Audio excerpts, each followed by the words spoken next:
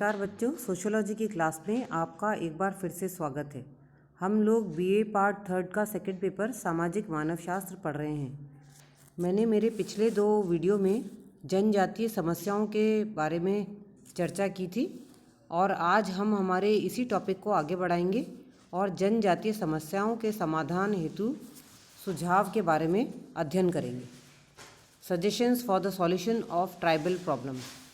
हमने जनजातियों की समस्याओं का उल्लेख किया है। अब हम यहाँ उनकी समस्याओं के लिए सुझावों के बारे में चर्चा करेंगे।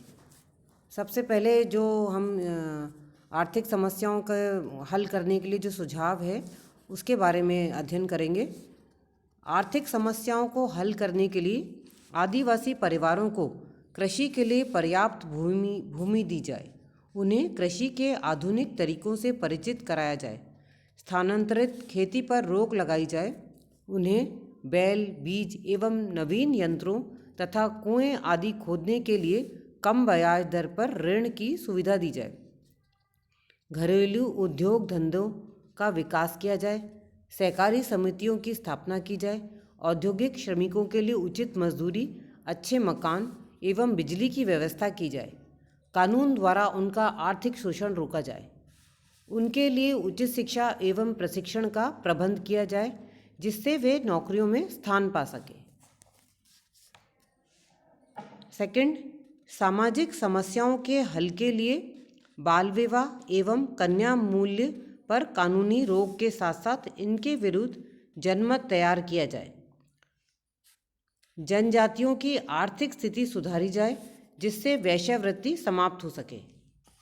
थर्ड पॉइंट, स्वास्थ्य संबंधी समस्याओं को हल करने के लिए आदिवासी क्षेत्रों में चिकित्सालय, डॉक्टर एवं आधुनिक दवाइयों का प्रबंध किया जाए, उनके लिए पौष्टिक आहार तथा विटामिन की गोलियों की व्यवस्था की जाए ताकि इनमें कुपोषण से होने वाली बीमारियों को समाप्त किया जा सके, चेचक, हैजा आदि के टीकों का प्रबंध किया जाए, उन्हें स्वास्थ्य के नियमों से परिचित कराया जाए। इसके लिए समय समय पर अलग अलग स्थानों पर स्वास्थ्य शिविर लगाए जाए, चलते फिरते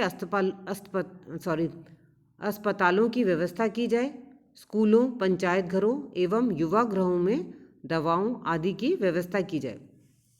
फोर्थ पॉइंट, शैक्षणिक समस्या को हल करने के लिए आदिवासियों के लिए सामान्य शिक्षा एवं प्रशिक्षण की व्यवस्था की जाए, प्राथमिक एवं उच्च शिक्षा के लिए शिक्षण संस्थाएं खोली जाएं, शिक्षा का माध्यम प्रादेशिक भाषा हो, स्कूलों में उन्हें व्यावसायिक प्रशिक्षण दिया जाए जिससे कि शिक्षा ग्रहण करने के बाद उन्हें बेकारी का सामना नहीं करना पड़े, कृषि, पशुपालन, मुर्गी पालन, मत्स्य पालन, मधुमक्खी पालन एवं अन्य प्रकार की हस्तकलाओं का उन्हें प्रशिक्षण दिया जाए।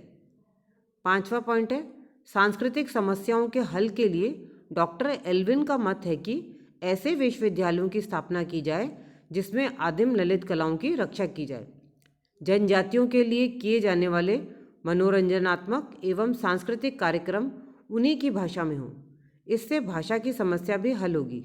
धार्मिक समस्याओं के हल के लिए यह आवश्यक है कि तर्क एवं वैज्ञानिक कसौटी के आधार पर धार्मिक अंधविश्वासों को समाप्त किया जाए।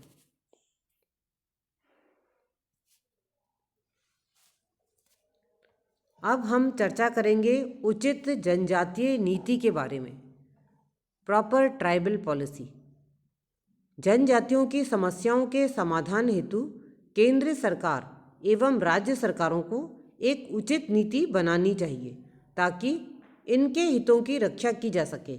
जनजातीय कल्याण की नीति इस प्रकार की होनी चाहिए कि नंबर 1, किसी भी योजना को जनजातीय समूह पर लागू करने से पूर्व उसका परीक्षण किया जाए और उसकी त्रुटियों को दूर करने के बाद ही उसे लागू किया जाए।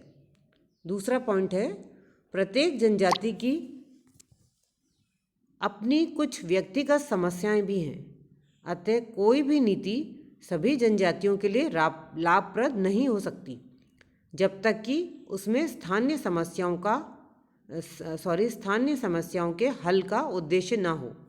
थर्ड पॉइंट, जनजातियों के उत्थान के लिए किसी भी नीति को लागू करने में ऐसे कर्मचारियों का ही सहयोग लिया जाए जो इस कार्य में रुचि रखते हों और जिन्हें जनजातीय समस्याओं का ज्ञान हो। 4th पॉइंट, समाजशास्त्री और मानवशास्त्री नई कल्याणकारी नीतियों को लागू करने में अपना सहयोग प्रदान कर सकते हैं। 5th पॉइंट, कोई भी नीति आदिवासियों पर थोपी नहीं जाए वरन जन सहयोग से ही उसे लागू किया जाए। 6ठा पॉइंट है, आदिवासियों की कल्याणकारी नीतियों में आर्थिक हितों को प्रमुखता दी जाए क्योंकि गरीबी ही अनेक बुराइयों की जड़ है। 7th पॉइंट, आदिवासियों के सुधार के पीछे हमारा ध्येय उन्हें आधुनिक समाज की प्रतिलिपि मात्र बनाना न हो वरन यह होना चाहिए कि वे अपनी व्यक्तिगत विशेषताएं भी बनाए रखें। 8वां पॉइंट है, जो जनजातियां राजनीतिक स्वायत्तता की मांग कर रही हैं उन्हें इस बात के लिए आश्वस्त किया जाए कि देश की प्रजातंत्रीय व्यवस्था में उनके हितों की पूर्ण रक्षा की जाए। 9th पॉइंट, डॉक्टर मजूमदार का मत है कि जनजातीय समस्याओं का कोई एक हल नहीं है और ना ही इस मांग का कोई सामान्य आधार। जनजातियों के सांस्कृतिक विकास के अनेक स्तर और जीवन के विभिन्न रूप हैं। जनजातीय जीवन के पुनर्वास की किसी भी योजना को बनाने में उनकी प्रवृत्तियों एवं सांस्कृतिक क्षेत्र की संबद्ध स्थिति को जानना आवश्यक है। जो बात एक सांस्कृतिक क्षेत्र के लिए उचित है वह दूसरे के लिए उपयुक्त नहीं हो सकती। 10वां पॉइंट है, जनजातियों की समस्याएं अत्यधिक जटिल मानवीय समस्याएं हैं जिनके समाधान हेतु प्रशासकों, सामाजिक कार्यकर्ताओं और समाज वैज्ञानिकों को अपने साधन एक साथ जुटाकर कार्य करना चाहिए। 11th पॉइंट, सभी भारतीय जनजातियों को किसी एक श्रेणी अथवा वर्ग में नहीं रखा जा सकता। प्रत्येक जनजाति की अपनी एक विशिष्ट संस्कृति है, विकास का एक पृथक स्तर है, साथ ही उसकी अपनी निजी समस्याएं भी हैं। अतः उनके कल्याण हेतु नीति निर्धारण करते और योजना बनाते समय इस मानवशास्त्रीय तत्व को ध्यान में रखा जाना परम आवश्यक है। 12वां पॉइंट है, यह सही है कि केंद्र और राज्य सरकारें जनजातीय उत्थान हेतु कृत संकल्प हैं और उस दिशा में अथक प्रयत्न भी कर रही हैं तथा उनके कल्याण कार्यों पर करोड़ों रुपया खर्च भी किया जा रहा है। यहाँ सरकारी और जनजाति कार्यक्रम में लगे उच्च पदाधिकारियों को इस दृष्टि से हर समय सजग रहना होगा कि साधनों का दुरुपयोग तो नहीं हो रहा है।